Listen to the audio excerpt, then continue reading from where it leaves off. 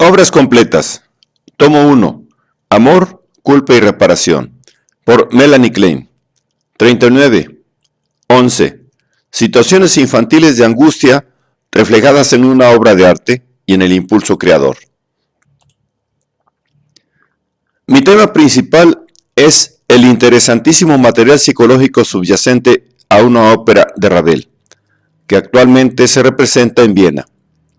Mi relato de su contenido está tomado casi textualmente del resumen de Edward Jacob en el Bernilet de Taglebart. Un niño de 6 años está sentado ante sus deberes, pero no los hace. Mordisquea su lapicera y despliega ese estadio final de la pereza en el que el ennui ha pasado a ser cafard. No quiero hacer los estúpidos deberes, exclama en dulce voz de soprano. Quiero ir a pasear al parque. Lo que más quisiera es comerme todas las tartas del mundo, o tirar de la cola del gato, o arrancar todas las plumas del loro. Quisiera reprender a todos. Ante todo quisiera poner a mamá en el rincón. Se abre ahora la puerta. Todo lo que hay sobre el escenario es muy grande, para destacar la pequeñez del niño, de modo que todo lo que vemos de su madre es una falda, un delantal y una mano. Un dedo lo señala y una voz pregunta afectuosamente si ha hecho los deberes. El niño se revuelve con rebeldía en su silla y le saca la lengua. Ella se va. Todo lo que oímos es el ruido de su falda y las palabras. Tendrás pan seco y nada de azúcar para tu té. El niño estalla de rabia.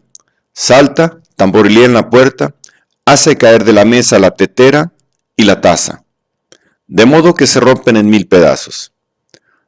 Trepa al asiento de la ventana, abre la jaula y trata de molestar a la ardilla con su lapicera. La ardilla se escapa a través de la ventana abierta. El niño salta de la ventana y coge al gato. Chilla y blande las tenazas, atiza furiosamente el fuego de la parrilla abierta y con sus manos y pies empuja la marmita dentro de la habitación. Se escapa una nube de cenizas y polvo. Blande las tenazas como una espada y empieza a desgarrar el empapelado. Luego abre la caja del reloj de la pared y arrebata su péndulo de cobre. Vierte la tinta sobre la mesa. Los cuadernos y libros vuelan por el aire. ¡Hurra! Las cosas que ha maltratado se animan. Un sillón rehúsa dejarlo sentar encima o usar los almohadones para dormir sobre ellos. La mesa, la silla, el banco y el sofá levantan súbitamente sus brazos y exclaman: ¡fuera con esta sucia criaturita! El reloj tiene un terrible dolor de estómago y empieza a dar la hora como loco. La tetera se apoya sobre la taza y empiezan a hablar en chino. Todo sufre un cambio aterrador. El niño retrocede contra la pared y tiembla de miedo y desolación. La estufa le escupe una ducha de chispas. Se esconde tras los muebles. Los jirones del empapelado que desgarra empiezan a balancearse y se yerguen, mostrando pastoras y ovejas. La flauta del pastor hace oír un lamento desgarrador. El rasgón del papel que separa a Coridón de su Amarilis se ha convertido en un rasgón en la tela del mundo. Pero el triste cuento se desvanece. De la cubierta de un libro, como si saliera de la casilla de un perro, emerge un hombrecito. Sus ropas están hechas de números y su sombrero es como una pi. Sostiene una regla y salta por la habitación con pequeños pasos de danza. Es el espíritu de las matemáticas y empieza a examinar al niño. Milímetro, centímetro, barómetro, trillón, 8 y 8 son 40. 3 veces 9 es 2 veces 6. El niño desfallece.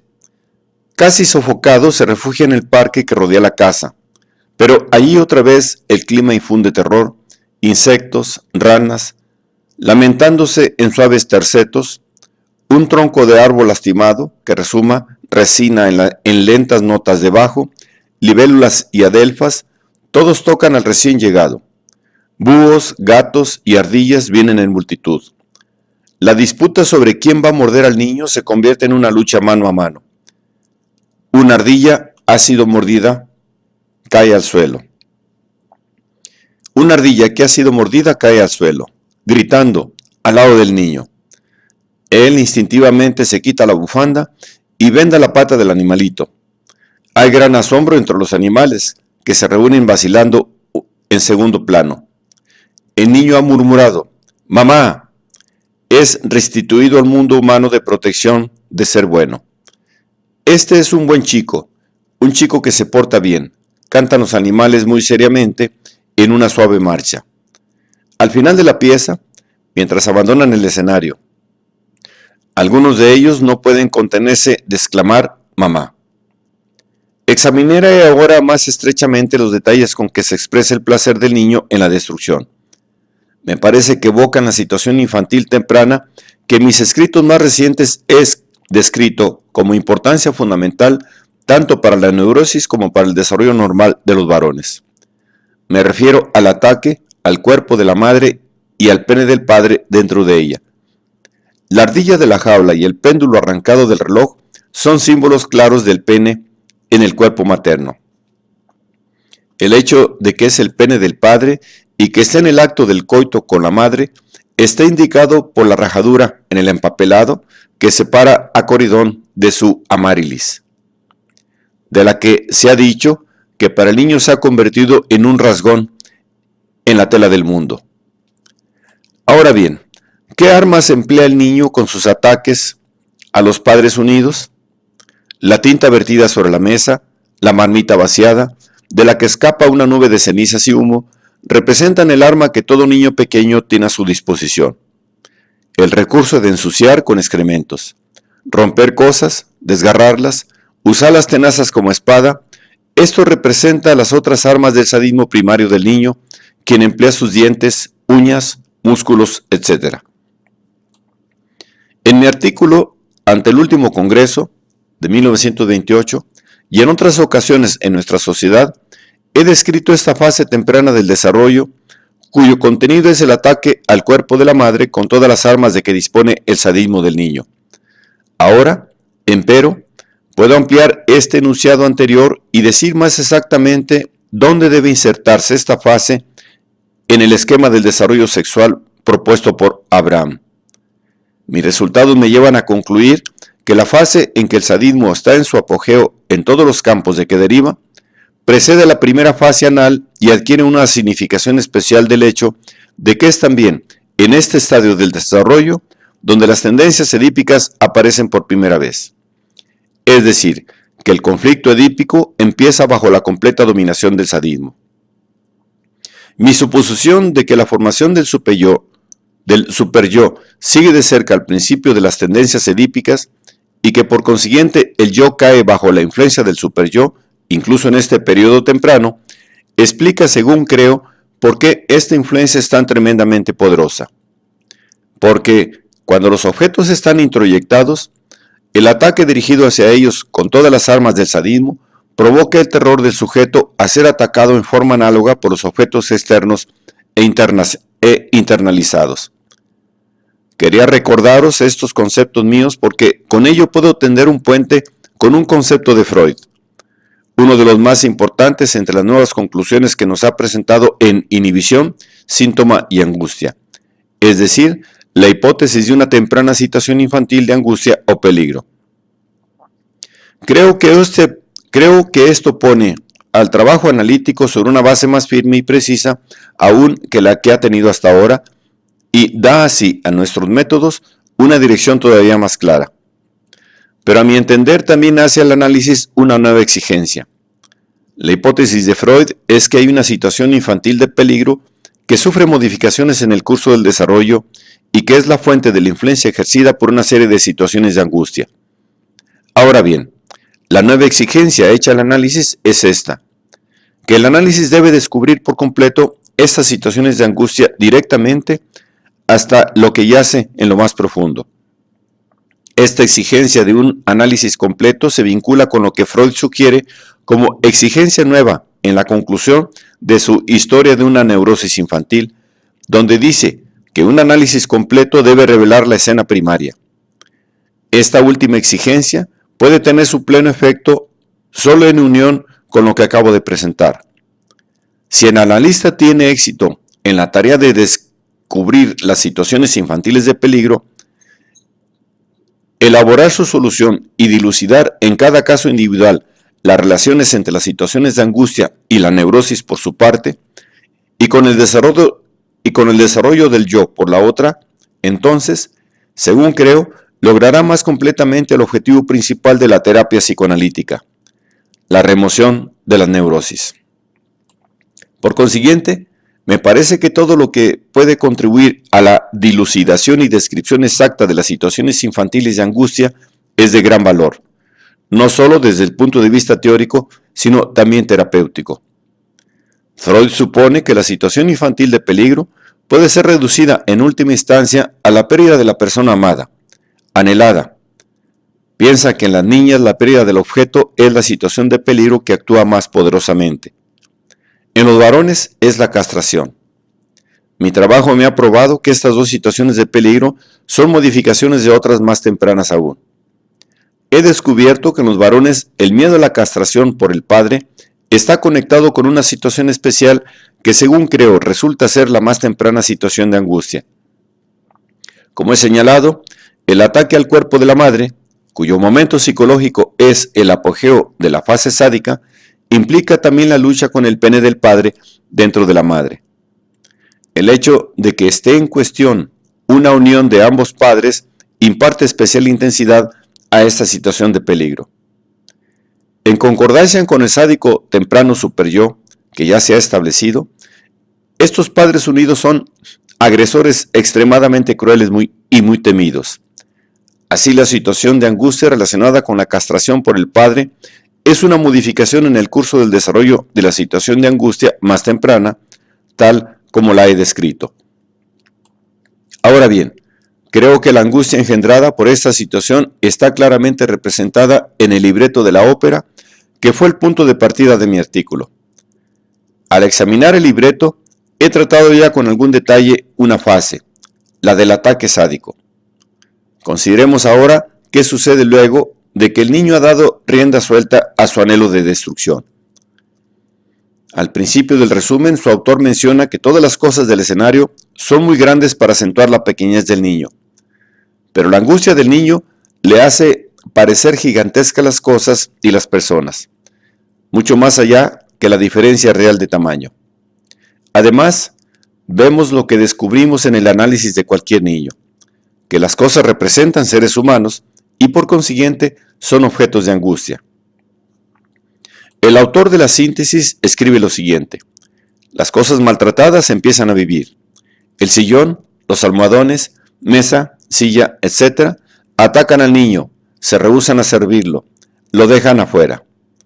Encontramos que las cosas, para sentarse y descansar sobre ellas, tanto como las camas, aparecen por lo general en el análisis de niños como símbolos de la madre protectora y amante. Los rasgones del empapelado representan el interior dañado del cuerpo materno, mientras que el viejo hombrecito de los números que sale de la cubierta del libro es el padre, representado por su pene, ahora en carácter de juez, y que está por pedir al niño, que desfallece de angustia, que dé cuentas del daño y el robo cometido en el cuerpo de la madre. Cuando el niño escapa al mundo de la naturaleza, vemos cómo ésta toma el rol de la madre a la que ha agredido.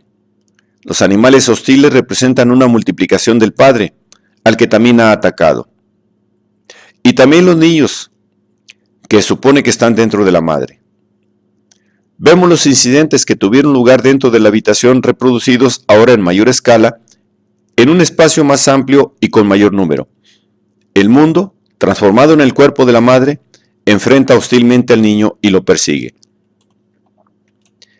En el desarrollo ontogenético, el sadismo es superado cuando el sujeto avanza en el nivel genital. Cuanto más poderosamente se instaura esta fase, más capaz se vuelve el niño de amor objetal y de vencer su sadismo por medio de compasión y simpatía. Este paso del desarrollo se muestra también en el libreto de Ravel. Cuando el niño siente piedad de la ardilla herida y va en su ayuda, el mundo hostil se torna amistoso. El niño ha aprendido a amar y cree en el amor. Los animales concluyen: Este es un buen chico, un chico que se porta muy bien. El profundo insight psicológico de Colette, que escribió el libreto de la ópera, se muestra en la forma en que tiene lugar la transformación de la actitud del niño. Cuando cuida a la ardilla herida, murmura «mamá». Los animales que lo rodean repiten esta palabra. Es esta palabra redentora la que ha dado su título a la ópera, la palabra mágica. Pero aprendemos también del texto cuál es el factor que ha contribuido al sadismo del niño. Él dice, quiero ir a pasear por el parque. Quiero ante todo comerme todas las tartas del mundo. Pero la madre lo amenaza con darle té sin azúcar y pan seco. La frustración oral que convierte a la madre buena, indulgente, en la madre mala, estimula su sadismo. Pienso que podemos comprender ahora por qué el niño, en vez de hacer tranquilamente sus deberes, se ha visto involucrado en una situación tan displacentera. Tenía que ser así, porque fue conducido a ella por la presión de la antigua situación de angustia que nunca había dominado. Su angustia fortifica la compulsión de repetición y su necesidad de castigo contribuye a la compulsión, que se ha hecho ahora muy fuerte, a procurarse un castigo real para que la angustia sea apaciguada por un castigo menos grave que el que la situación de angustia le hace anticipar. Estamos bastante familiarizados con el hecho de que los niños son traviesos porque quieren ser castigados, pero parece de la mayor importancia descubrir qué papel representa la angustia en este anhelo de castigo y cuál es el contenido ideatorio que subyace a esta angustia urgente. Ilustraré ahora con otro ejemplo literario la angustia que he encontrado conectada con la primera situación de peligro en el desarrollo de una niña. En un artículo titulado El espacio vacío, Karine Michelis da un relato del desarrollo de su amiga, la pintora Ruth Hart. Ruth Hart poseía un notable sentido artístico, que empleaba especialmente en el arreglo de su casa, pero no tenía pronunciado talento creador. Hermosa, rica e independiente, pasaba gran parte de su vida viajando y constantemente dejaba su casa, en la que había gastado tantos cuidados y gustos. A veces era presa de excesos de profunda depresión que Karine Michelis describe como sigue. Había solo un punto negro en su vida, en medio de la felicidad que era natural en ella y que parecía sin perturbaciones, se hundía repentinamente en la más profunda melancolía, una melancolía suicida. Si trataba de explicar eso, decía algo así: hay un espacio vacío en mí que nunca puedo llenar. Llegó el momento en que Ruth Hart se casó y parecía perfectamente feliz, pero luego de poco tiempo reaparecieron los accesos de depresión. En las palabras de Karine Michelis, el maldecido espacio vacío estaba, una vez más, vacío. Dejará la escritura hablar por sí misma. Os he dicho ya que su hogar era una galería de arte moderno. El hermano de su marido era uno de los más grandes pintores del país y sus mejores cuadros decoraban las paredes de la habitación. Pero antes de la Navidad, el cuñado se llevó un cuadro que solo le había prestado. El cuadro fue vendido. Esto dejó un espacio vacío en la pared, que en alguna forma inexplicable parecía coincidir con el espacio vacío dentro de ella. Cayó en un estado de la más profunda tristeza. El espacio en blanco de la pared la hizo olvidar su hermoso hogar, su felicidad, sus amigos, todo. Por supuesto, se podía conseguir un nuevo cuadro, y se lo conseguiría, pero eso llevaba tiempo. Uno tenía que buscar para encontrar el cuadro justo. El espacio vacío se burlaba horriblemente de ella. Marido y mujer estaban sentados uno frente a otro a la mesa del desayuno. Los ojos de Ruth estaban velados de desesperanza, pero de repente su rostro quedó transfigurado por una sonrisa. Te diré lo que se me ocurre. Creo que trataré de pintarrajear un poco yo misma en la pared hasta que consigamos un nuevo cuadro. Hazlo, mi querida, dijo el marido. Era seguro que cualquier pintarrajeo que hiciera no resultaría monstruosamente feo. Apenas había dejado él la habitación cuando, en perfecto rapto, había telefoneado para pedir las pinturas que solía usar su cuñado pinceles, paleta y todo el resto del equipo para que se lo enviara inmediatamente. Ella misma no tenía la más remota idea de cómo empezar. Nunca había sacado pintura de un tubo, puesto la base en el lienzo o mezclado colores en la paleta. Mientras que las cosas encargadas estaban en camino, se paró frente a la pared vacía con un trozo de tiza negra en la mano e hizo trazos al azar, como le venía a la imaginación. ¿Tendría que tomar el automóvil y correr a ver a su cuñado para preguntarle cómo se pinta? No, antes preferiría morir. Hacia el atardecer retornó su esposo y ella corrió a recibirlo con febril brillo en sus ojos. ¿Es que estaba por enfermarse? Lo atrajo con ella, diciendo, «Ven, verás». Y él vio. No podía apartar su mirada de lo que veía. No podía entender. No lo creía. No podía creerlo. Ruth se arrojó al sofá exhausta, desfallecida. ¿Lo crees posible? La misma tarde mandaron a buscar al cuñado. Ruth palpitaba de ansiedad por el veredicto del conocedor. Pero el artista exclamó inmediatamente, «No te imaginarás que me vas a convencer de que tú lo pintaste». ¡Qué mentira infame! Este cuadro fue pintado por mi artista experimentado. ¿Quién demonios es? No lo conozco. Ruth no podía convencerlo. Él pensaba que le estaba haciendo una broma y al retirarse su despedida fue, «Si tú lo pintaste, yo voy a dirigir una sinfonía de Beethoven en la Capilla Real mañana, aunque no sé ni una nota de música». Esa noche Ruth no pudo dormir mucho. El cuadro de la pared había sido pintado, eso era seguro, no era su sueño. Pero, ¿cómo había sucedido eso? ¿Y qué vendría después? Estaba febril, devorada por un ardor interno. Debía probarse a sí misma que la divina sensación, el inexpresable sentimiento de felicidad que había sentido, podía repetirse. Karin Michelis agregaba entonces que después de este primer intento, Ruth Hart pintó varias obras maestras y las exhibió ante los críticos y el público.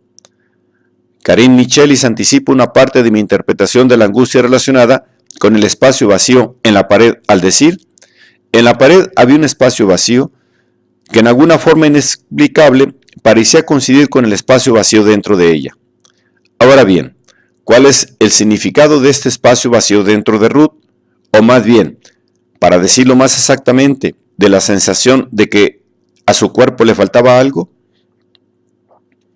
Aquí ha venido a la coincidencia una de las ideas conectadas con la angustia que en el artículo que leí ante el último congreso de 1928 describí como la angustia más profunda experimentada por las niñas.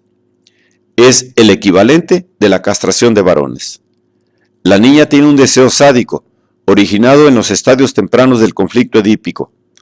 Robar los contenidos del cuerpo de la madre, es decir, el pene del padre, las heces, los hijos y destruir a la madre misma. Este deseo provoca la angustia de que la madre a su vez le robe a ella de sus propios contenidos, especialmente de hijos, y de que su cuerpo sea destruido y mutilado. A mi entender, esta angustia que he descubierto en el análisis de niñas y mujeres como la más profunda angustia, representa la primera situación de peligro de la niña. He llegado a ver que el terror a estar sola, a la pérdida de amor y a la pérdida del objeto de amor, que Freud sostiene que es la situación infantil básica de peligro en las niñas, es una modificación de la situación de angustia que acabo de describir. Cuando la niña que teme que la madre agreda su cuerpo no puede ver a su madre, esto intensifica la angustia. La presencia de la madre real, amante, disminuye el miedo a la madre terrorífica, cuya imagen introyectada está en la mente de la niña.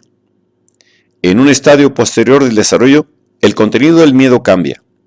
La madre real, amante, puede perderse y la niña quedará sola y abandonada. Al buscar la explicación de estas ideas, es instructivo considerar qué tipo de cuadros ha pintado Ruth Hart desde su primer intento, cuando llenó el espacio vacío de la pared con la figura en tamaño natural de una negra desnuda. Aparte de un cuadro de flores, se ha dedicado a los retratos.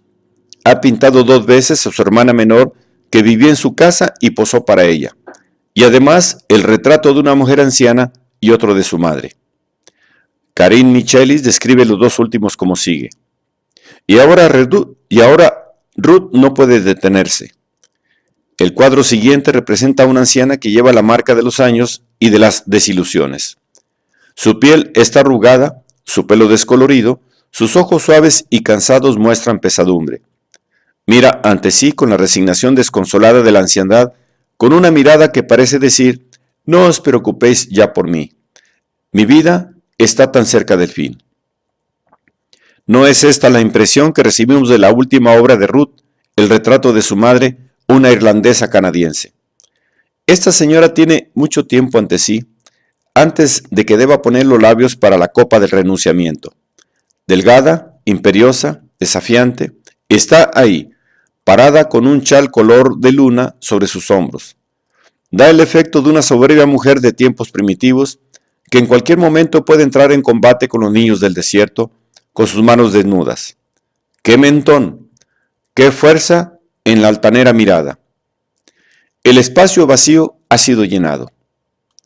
Es obvio que el deseo de reparar, de arreglar el daño psicológicamente hecho a la madre, y también restaurarse a sí misma, estaban en el fondo del impulso a pintar estos retratos de sus parientes.